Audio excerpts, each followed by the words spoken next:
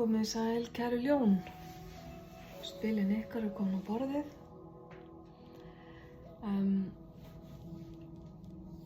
Hér verið að tala jafnvægið á milli fjölskyldulífs og atvinnu. Fjölskylda þín þér ákaflega mikilvæg og gefur þér mikið. Þú gegnir mikilvægri stöðu. Virðist vera, kæra ljón, innan fjölskyldunar. En atvinnan kallar líka á þig og gefur þér mikið.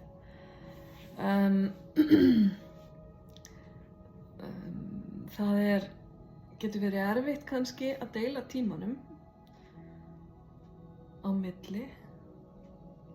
En mér sýnist að þú munir finna einhverja leið til þess á næstunni til að allir aðilar geti verið ánægðir.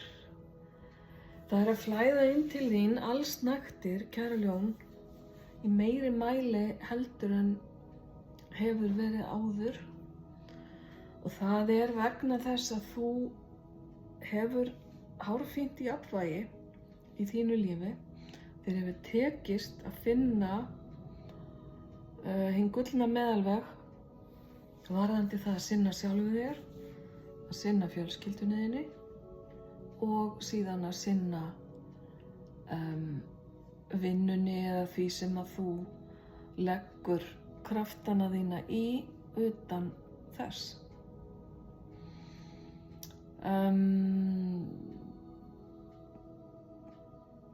Þetta afskaplega jákvætt og fallegt, kæra ljón.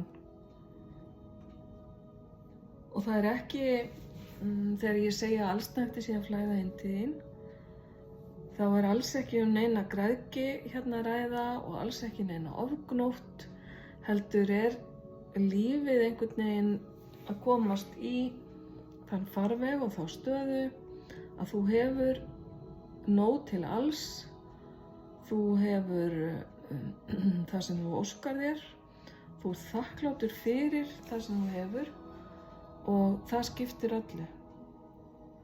Það ekki verið hérna að reisa sér hurðarás öxl, þú ert ekki að reyna að græða bara til að græða og geyma, heldur eru allsnægtirnar og fjármagni í lífiðinu einhvern veginn að hjálpa þér að spila þannig að hlutirnir ganga allir upp. Þetta uppskrift sem að margir myndu gjarnan vilja fá að deila með þér, kæra ljón. Þannig að þú mátt vera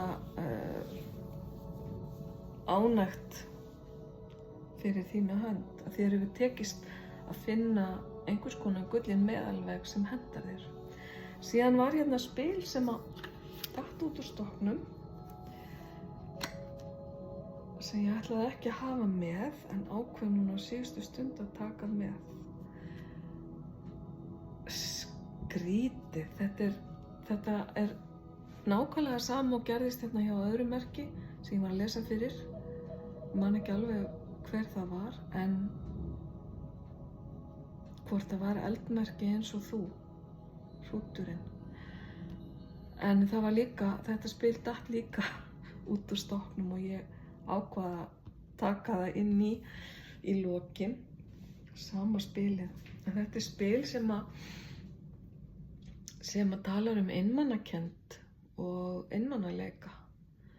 Það að draga sig í hlé og að vera einn með sjálfum sér.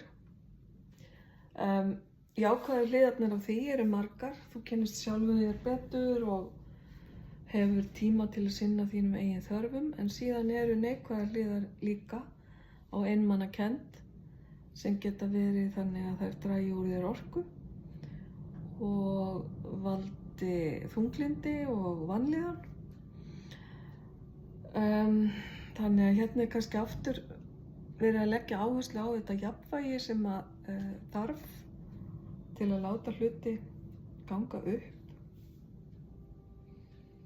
Og ef til vill núna komin sá tími í lífið þínu að það komin tími á smá tíma fyrir sjálfa þig eða sjálft þig, kæra ljón. Þú veist kannski ef einhver í umhverfið þínu að glíma við einmanaleika, þá kannski verið að vekja athygli þína hér á því.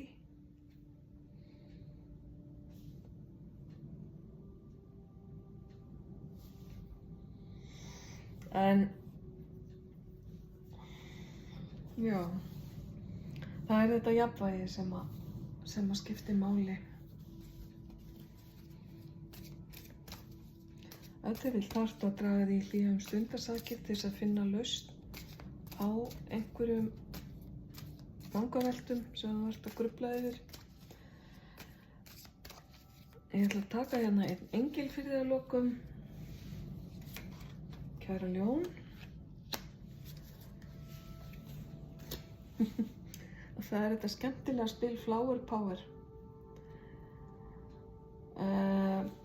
Það náttúran, blómin, gróðurinn sem kallar á þig og gæti gefið þér mikið. Og núna þegar ég segi þetta þá tek ég eftir hvað þetta spil hérna líkist dálítið mikið svona blómabreiðu.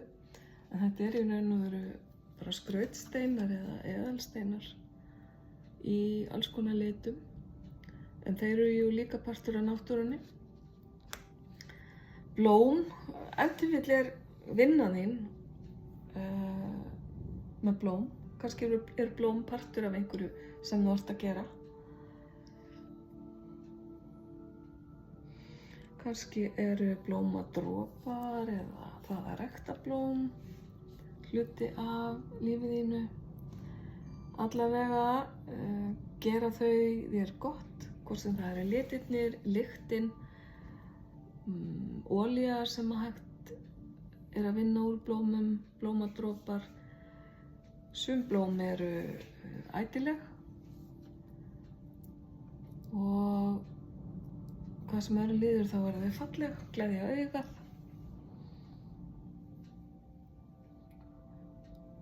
Kannski þetta spurning að fá sér blóm til að hafa á skrifborðinu sínu. Eða rækta blóm sér til yndisauka.